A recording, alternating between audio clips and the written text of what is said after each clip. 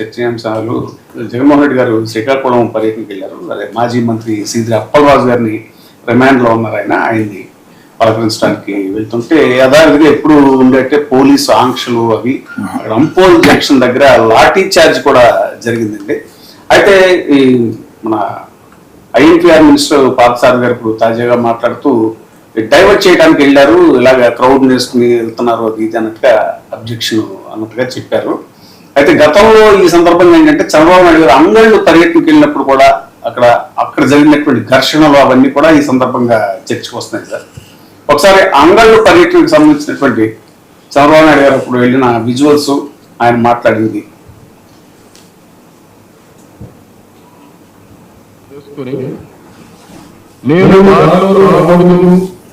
మీరు ముందుకు వీలు లేదని వీళ్ళు నా మీద ప్రయత్నం చేయడానికి వచ్చారు.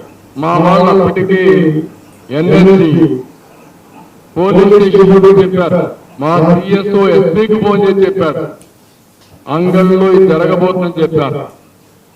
ఒక ఎన్ఎస్సి ప్రొటెక్టివ్ గా ఉన్న నేను అక్కడికి పోతే నా మీద దాడి జరిగితే అంటే నేను పారిపోవాలి. ఒక అపోజిషన్ లీడరు ఒక ఎన్ఎస్సి ప్రొటెక్టివ్ పారిపోతే ఏమవుతుంది? ఆ విజువల్స్ అదే సార్. ఇప్పుడు జగన్మోహన్ రెడ్డి గారికి ఆంక్షలు పెట్టి అప్పుడు నాకు ఆంక్షలు పెట్టారు అని ఆయన చెప్పడం అని ఇప్పుడు చర్చలో ఉన్నాం సార్. ఒకటి ఏంటంటే ప్రజానాయకులు అనేటువంటి వాళ్ళు తర్వాత వాళ్ళ రాజకీయ కార్యకలాపాలు కూడా ఉంటాయి. వెళ్ళేటప్పుడు దాన్ని అడ్డగించాలి. ముఖ్యంగా జగన్మోహన్ రెడ్డి విషయంలో అనేక సందర్భాలు, ఒకసారి కాదు, గుంటూరు కానీ నెల్లూరు కానీ విజయవాడకు సంబంధించి కానీ అనేక ప్రాంతాల్లో ఇలాగే వెళ్ళినప్పుడల్లా కూడా ఎక్కడికక్కడ నిరోధించాలని ప్రయత్నం చేయటం, వాళ్ళు ఫెయిల్ అవటం అనేది జరుగుతూనే ఉంది. అలాంటప్పుడు ఏంటంటే వదిలేసేస్తే అక్కడికి వెళ్ళి ఆ పరామర్శతో చూసుకొని వచ్చేసేవాళ్ళు కదా. దాన్ని రాజకీయంగా చేయటం అంటే కంట్రోల్ చేయగలం మనం అనుకుంటే కంట్రోల్ చేయాలి. కంట్రోల్ చేయలేనప్పుడు ఏంటంటే వ్యూహాత్మకంగా దాన్ని వ్యవహరించాలి. ఈ రెండు కాకుండా ఇంత పెద్ద దీన్ని ఒక బలప్రయోగంతో ప్రజా సమూహాలని ఏ పార్టీ అయినా ఎవరికైనా సరే ప్రజా సమూహాలని తొక్కేయాలని చెప్పని, అణిచివేయాలని చెప్పని బలప్రయోగంతోనో పోలీసుతోనో అనుకుంటే ప్రతిసారి అది రుజువు అవుతూనే ఉంటుంది. తాజాగా మనం ఢిల్లీలో చూసాం, ఏమైంది అంటే అల్టిమేట్లీ దాని మీద మళ్ళీ ఏం చేస్తారంటే ఇదంతా వైలేషన్స్ అని చెప్పని మళ్ళీ ఏవో కేసులు పెడతారు. ఆ కేసులు అలా ఉంటాయి, కొన్ని సంవత్సరాలు నడుస్తూ ఉంటాయి. ఇంతే తప్ప అనవసరంగా ప్రజల కోసం, ప్రజా హితం కోసం పనిచేయాల్సినటువంటి పోలీసులు నిత్యం ప్రతిరోజు కూడా చాలా భాగం మంది, ఎక్కువ భాగం మంది ఏంటంటే ఈ రాజకీయ కార్యకలాపాలకు సంబంధించి చేస్తున్నారు. ఫలితంగా అవుతున్న రాష్ట్రంలో శాంతి భద్రతలు అనేవి అదుపు తప్పుతున్నాయి. శాంతి భద్రతలు సరిగ్గా లేవు అనేటువంటిది సాక్షాత్తు హోంశాఖ నుంచి కూడా ఒక నివేదిక వచ్చింది ఆంధ్రప్రదేశ్ పోలీసుల పనితీరు గురించి. ఎందుకనంటే they are not able to concentrate on law and order issues. Just simply వాళ్ళు ఏమనుకుంటున్నారంటే వాళ్ళ మైండ్ సెట్ కూడా they simply meant for the political activities అన్నట్టుగా తయారైపోయింది. ఇది జరుగుతున్నటువంటి తీరు. ఇంత పెద్ద జనసమూహం వస్తున్నప్పుడు ఎలా కంట్రోల్ చేస్తారు చెప్పండి? ముఖ్యంగా పైగా అక్కడ ఇష్యూస్ ఏంటి? ఓకే, ప్రతిదానికి కూడా హిడెన్ ఎజెండా ఉంటుంది.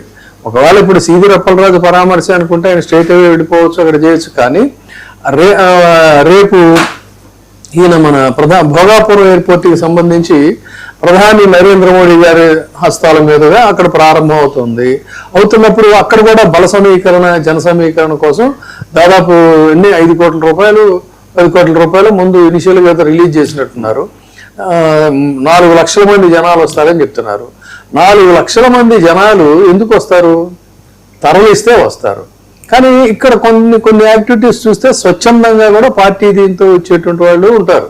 ఇప్పుడు వీళ్ళందరూ కూడా తరలిస్తే వచ్చారంటే అందులో కూడా కొంత పార్టీ డైరెక్షన్స్ ఉంటాయి జిల్లాల వారీగా. కానీ బట్ ఇంత మేడల మీద, మిద్దెల మీద అక్కడ ఇక్కడ నిలబడి చూసేటువంటి పరిస్థితి అంటే ఒక మాస్ పీపుల్ అందరూ కూడా వచ్చారండి. ఎందుకు వచ్చారు అక్కడంటే మత్స్యకారుల సమస్యలు ఉన్నాయి ఆ ప్రాంతంలో, వాళ్ళు చాలా ఇది చేశారు. తర్వాత ఆ భోగాపురం ఎయిర్పోర్ట్కి సంబంధించి ఇంతవరకు వాళ్ళకి రావాల్సినటువంటి కాంపన్సేషన్ అనేది రాలేదు. ఆ కాంపన్సేషన్ సంబంధించి కూడా వాళ్ళు ఈ మధ్య పెద్ద ఎత్తున ఆందోళన చేయటం జరిగింది. వీళ్ళు వైసీపీ వాళ్ళు వెళ్ళారు, వాళ్ళని కన్సోల్ చేశారు. ఇవన్నీ కూడా ఉన్నాయి. సో ఒక తర్వాత తాజాగా అక్కడ విశాఖ సముద్ర తీరంలో వాళ్ళు మత్స్యకారులే చనిపోయినటువంటి పరిస్థితి పూర్తిగా ఏంటంటే because of negligence of the communication అనేది తెలుస్తుంది, అంటే డెర్లిక్షన్ ఆఫ్ దేర్ డ్యూటీస్. సో ఈ కాజెస్ అన్ని ఉన్నప్పుడు ఏంటంటే ఆ సామాజిక వర్గానికి సంబంధించిన నాయకుడిని అరెస్ట్ చేశారు. సో అది ఆ సెంటిమెంట్ అనేది అక్కడ కలిసి వచ్చే యాక్సిడెంట్ అన్నట్టు సార్, అది యాక్సిడెంట్ కాకపోతే నేరంగా మార్చి హత్యాయత్నంగా అదే హత్యాయత్నం కేసు హత్య కేసు అని పెట్టడం అనేది అసలు రిడిక్యులస్ కదా. అట్లా జరిగితే ఈ దేశంలో ప్రతిరోజు దేశంలో కదా ఆంధ్రప్రదేశ్లో కూడా రోజు చాలా మర్డర్ కేసులు పెడతా ఉండాలి. ఏమంటారండి రుద్రరాజు గారు? డెఫినెట్ గా ఇది దీని మీద మరి వాట్ ఈస్ యువర్ రియాక్షన్, మీరేమంటారు చెప్పండి? బేసికల్ గా 14లో అధికారంలోకి వచ్చిన చంద్రబాబు నాయుడు గారు 19 వరకు, Yes. 19లో అధికారంలోకి వచ్చిన జగన్మోహన్ రెడ్డి గారు 24 వరకు, మళ్ళీ ఇప్పుడు వచ్చినటువంటి చంద్రబాబు నాయుడు గారు ఇది రాష్ట్రంలో